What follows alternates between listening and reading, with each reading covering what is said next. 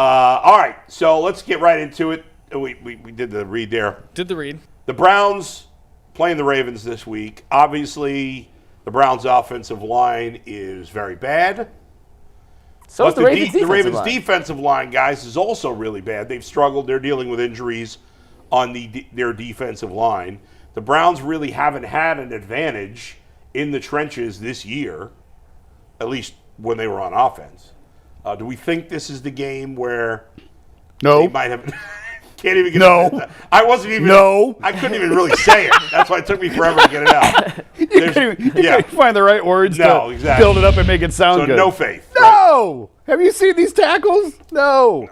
And honestly, like the interior of the line is the strength of the line, but they've had issues too. They're not playing great. And I think part of the issues is when the guy next to you, you don't have confidence in him. It takes away from your responsibilities because you're constantly sort of looking over your shoulder. And, I mean, listen, Joel's at the end of his career. Wyatt's fought a ton of injuries throughout his career. Yeah. Postic's been up and down. But if you've got to pick a spot, the interior of the line is certainly better than the tackles. Right. Jack's had a lot of injuries in his career. I think he's sort of beaten up now. Yeah, he was terrible last week. And the guys that they've cycled through here Robinson, just KT Leviston, Cornelius Lucas. I mean, we've said it for a few weeks. This line, we've spent so much time talking about the quarterback, and I get it, it's the quarterback. Yeah. The line is in a crisis mode because of the situation that they're in and the fact that they have to rebuild.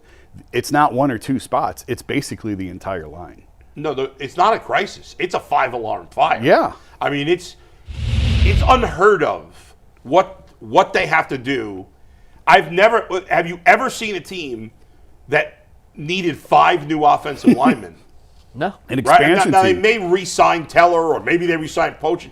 That's it. Conklin's gone. I don't know. Left tackle's nothing. I don't know if Whippler's ready to play or not. He's been here long enough. He should be. Like, there's no reason to believe he can. Certainly Zach Zinter can't play. No, but I mean, at least Whippler gets on the field. At least Whippler's allowed to put a helmet on on game day. So I would imagine, total speculation. I'd imagine Whippler would be the center next year. Yeah. Maybe you bring Teller back. It's a big number, but you got to have some sort of. You need something. Veteran. And plus, I mean, I don't want to derail the whole thing. I would bring Njoku and Teller back after what they said the other week about how I want to be here. It is so hard to find guys who want to be involved in a situation like they are. Yeah. And if you've got veterans who are high-character guys like that, you need them in the locker room. So I would bring both of those guys back for that reason alone, that just you need people in there who will keep paddling.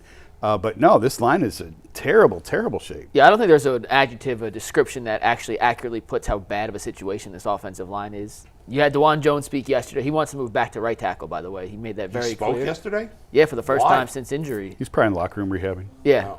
And he said that he's on track to rehab properly, but he wants to move back to the right side. I don't know how you can count on him. But you can't. That's my point. Yeah. You can't. Like, that is the only guy that, in theory, has starting experience that you know is on the roster next year, but you can't count on DeJuan Jones for anything more than 3-4 games. He'll be in a competition. Everything else is out of the question. Luke Whippler may be able to play. There's no guarantee on that. Zach Zinter may be able to play. We don't know about that. Even Tevin Jenkins, the guy they signed, I believe was a 1-year deal, right? So he's gone. So even your backups, Cornelius Lucas, is on a 1-year deal too. He's gone. They may have 7 new offensive linemen in here next year. They have 3 guys under contract for next year on the offensive line. DeJuan, Whippler, and Zinter. Yeah, that's it. That's it, yeah. And we don't know that any of them can start. No. So DeJuan can start it, especially at right tackle. But he can't stay on the field. Can't stay on the field. You just can't count him as a full-time. 3 years in a row ended on the operating table. Yeah. You he can't. barely played. Yeah. And you felt better. I felt better coming into this year because he had lost a lot of weight.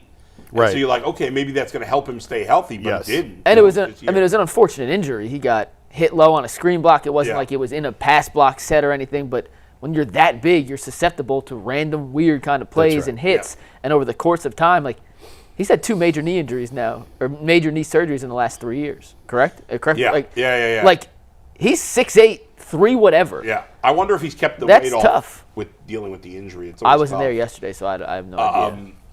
So I assume, do you think that the Browns are going to have an advantage this week?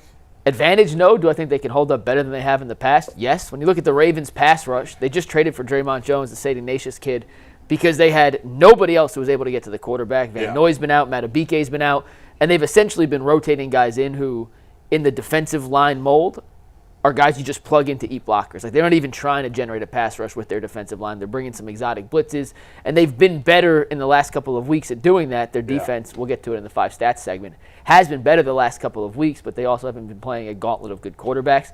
Their defensive line essentially still not playing a good quarterback, so why would it be any No, I'm just saying in that stretch, it's not right, they've but played. You're discrediting it a little bit. Well, yeah, they're not. And if they were playing a good offense this week, if they were Fair. playing the Bengals this week, I see what you're saying. I'd say, well, it doesn't matter, yeah. but it does matter. The Browns' offense is probably worse than the 4 they've played. Well, yeah, I mean, it's the worst in football. I mean, never the Titans. They did play Cooper Rush. Oh, no, they played it doesn't matter, Mike. What's it called? There's not a quarterback. I'm not arguing the Browns' defense is good. No, I'm just saying offense. Yeah. There's not a quarterback you can name that is definitively worse than Dillon Gabriel. Where are you getting to No, me defending Dillon Gabriel? I'm just saying they haven't played any good quarterbacks. The defense has looked better. They're playing another bad offense this week. Right. But their pass rush has not been the reason their defense has gotten better. They started forcing way more turnovers. Yeah. None of those have come via strip sacks, forcing quarterbacks into quick throws. That's my point.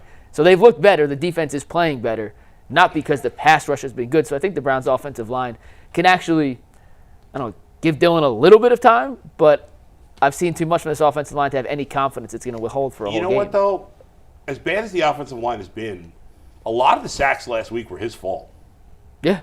First of all, you should never be sacked on 4th down. Totally agreed. Ever. And there were 3 guys wide open on that 4th down play. Yeah, there's zero excuse to be sacked on 4th down ever. And there were a couple of those sacks that he couldn't see the field or he held the ball too long. I'm not saying the offensive line is playing well. They're obviously not, but he's got to help quarterback himself. contributes to the sacks. It feels like in the last 2-3 weeks in particular, as soon as there's pressure, his eyes drop. And he's going into scramble escape mode as opposed to navigating the pocket, trying to find windows to actually throw the ball downfield through. And that's where the height does come into play. Like, that's actually one of the areas where the tangible lack of height is an issue.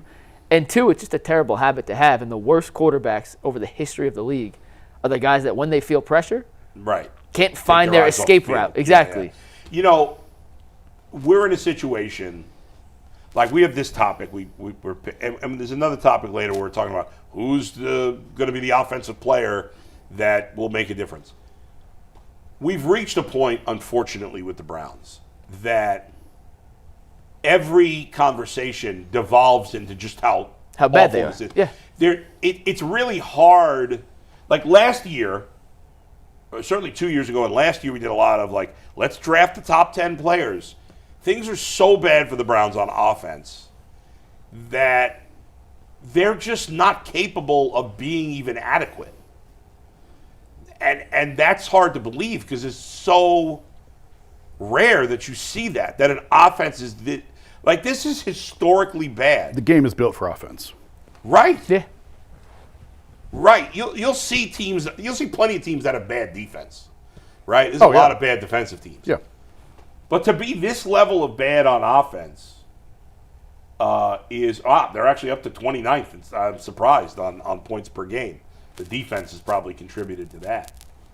I mean, just think about that for a minute.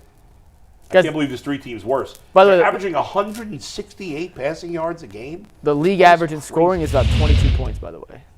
They're a full touchdown beneath that. Yeah, I mean, so there's just nothing. It's hard to have these are topics that if we were doing a show about almost any other team in the NFL, these are good topics. Who's the offensive player? On other teams, you got 2, 3, 4, 5, 6 options maybe of who's going to be the key contributor. If you're talking about offensive line versus defensive line, and we're talking about any other team in the NFL or almost any other team, we're having a legitimate. It's hard. I'm kind of laughing at myself as I'm talking about this because it's just they can't do anything. They're completely inept. I was in the Cavs locker room last night after the game and was talking to someone in the locker room who asked me, how do you guys keep coming up with Browns topics? And I go, well, I just rename them something different every day, and they devolve back to the exact same point of we want to see Shador. This offense is abysmal. It's hard to have any confidence in any part of the coaching staff or the front office, and we just no matter what the topic bar says, can the Browns offensive line hold up against the Ravens defensive line? Yeah. No one gives a single rat's ass about, us talking about Brent Urban versus Jack Conklin on the outside. Breakdowns are it's meaningless. Is my mic better now? It's good.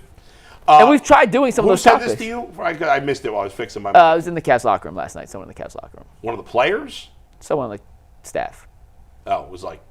okay. It doesn't matter.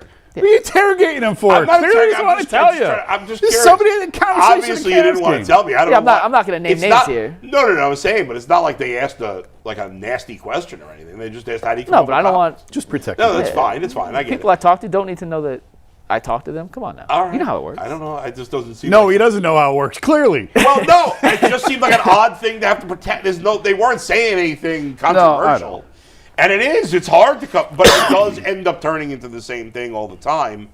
I was actually thinking this morning, I didn't do it yet, but because I never get to take AJ to the games because I'm always covering them. Yeah. So I took him to that Saints game, that Christmas Eve Saints remember. game when it was in the snow. 148 below. I don't think that was before the show, wasn't it? Nope. It was during the show. It was the first were we year. doing shows? Because I was in Florida with my family that day. So I took him. That was the first game I ever took him to, and it was so freaking cold. And I thought, I need to cover this one, but I think I'm gonna go buy tickets, just scalp them so that I can resell them if I want to. I was gonna scalp tickets to that Titans game because I can get them dirt cheap. Yeah. And then if Shador plays, I can resell them. Oh yeah. Triple the value. Oh yeah. And go because then I have to cover it. If Shador's playing, then I got to cover it. Yeah. But if he's not, then I can take AJ to another game. Right. Businessman. Genius. It's smart. Genius. Because tickets are a joke. $6. It's $6 to get in this week. You could probably in November. Those are December week prices. 18. Yeah, that's week 17, week 18 probably get prices. 10 times your money if Shador plays. I mean, it's gonna be a packed house. Now I just gave away all my secrets. Now everyone's going to run out everybody's and gonna do that. buy the tickets to the Titans. Yeah. You think he's gonna play by the Titans? I think there's a chance. What's the date on that? It's 2 weeks. He should play There's a against the chance. Raiders next week, assuming Dillon Gabriel stays. Because it goes Raiders Titans. No, it's Raiders 49ers Niners between Titans, them. right? Yeah. Yeah, Raiders 49ers Titans. Yeah. There you go. Yeah, there you go. So week 14. Yeah, I think there's That's the week after Thanksgiving. the Steelers prices are actually pretty high still because the Steelers fans are probably buying them all. Oh my God, that's gonna be all Steelers fans. Yeah, it will be. What a Well, shame. We talked about how It'll be all Bills fans for week 16. Oh, for sure. You know what? Keep that schedule up if you can, because we talked about schedule makers did no favors to the Browns. Look at the start that they had. They also backloaded all of their home games. They've played, I think they played 3 home games. Well, they have the London game counted as a home game. Right. So they've been, how many times have they? 4 of their last 6 are So at how many home? times they've been at home? 1, 2. 2.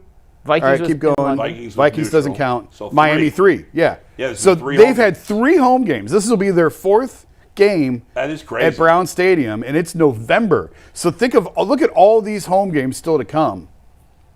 I mean, Right, they got 5 of their final 8 games 8. at home. it's going to be a cemetery 4 in of there. 6. It's going to be home games for the Bills and the Steelers at the rate we're going. Yeah, 100%. Depressing. 100%. It will be. So how many didn't sacks realize- the Ravens D-line this week, Bull? I don't think there'll be many. I think 2. You think 2? 2. Yeah. I don't care.